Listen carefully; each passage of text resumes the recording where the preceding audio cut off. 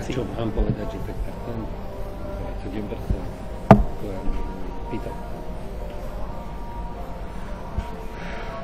Koľko to je 5%? Ja neviem, čo za jedno. 250 000. Zhruba. Za 2-300. 9 miliónov. Nie. Hej. Za 5 miliónov spolu si to na projekty zhruba. Ja som z toho to vychádzal. Nie? No zhruba tak. Hej. Necelých 5 miliónov. Preto beriem 5%. To je dohromady. Dohromady dvoje.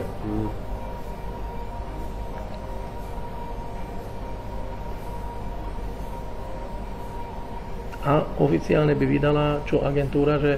No nie, celý tento postup by sme išli s tou kontrolou do všetkých znaleckých posúd. Ale zase sme tu, vieš. Ja viem. No. Dohromady, ale tam už by to bolo... To už by som ako tú kontrolu riskol. To je v poriadku, len nevieš, jak skončí. Teraz sa dostaneme zase na ten začiatok. Ale riskol by som skončí dobre.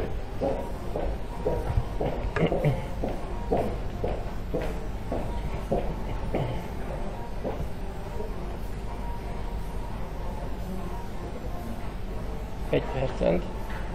A že skončí dobre. A v každom prípade by som robil aj